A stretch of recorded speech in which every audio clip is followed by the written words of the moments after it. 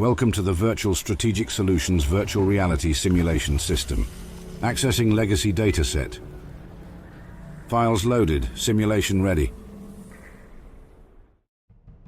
This outpost was an attempt by the settlers to create a new settlement outside of Foundation, with the effort being led by Kenneth Dean.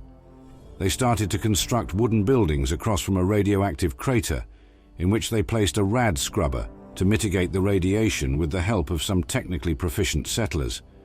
While building the outpost, their supplies began to run thin, leading Kenneth to request more from Foundation.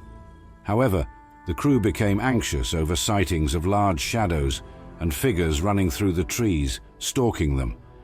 These sightings turned to loud noises that disturbed them through the night. Although construction of the outpost steadily continued, Kenneth and his people were put on edge by the disturbances. Finally, on June 26th, Kenneth spotted what appeared to be some brutish figure rummaging through their equipment and scouting the area.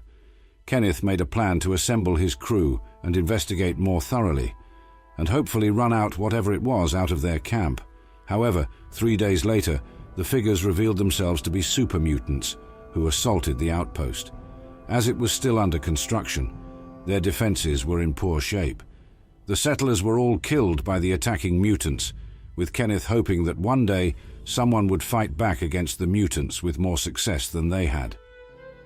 The Foundation Outpost consists of 2 areas: the outpost itself with the settlers' construction work and the nearby crater.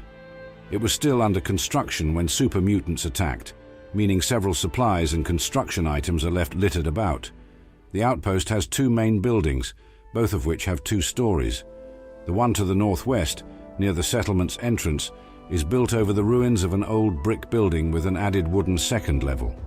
The other is part of an interconnected complex with a central building. The walkways from the central building connect to 2 overlook areas. The first is barren, save for the corpse of Ruggie. The southeastern area has several picnic tables and crafting benches, including an armor workbench, a power armor station, and a weapons workbench. A watchtower is situated south of the overlook and is the site of Kenneth Dean's corpse.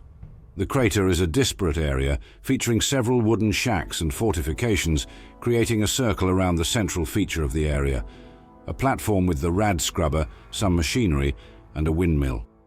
Ruined buildings can be found in the crater as well, though there is very little to loot overall. A crashed vertibird can be found outside of the crater.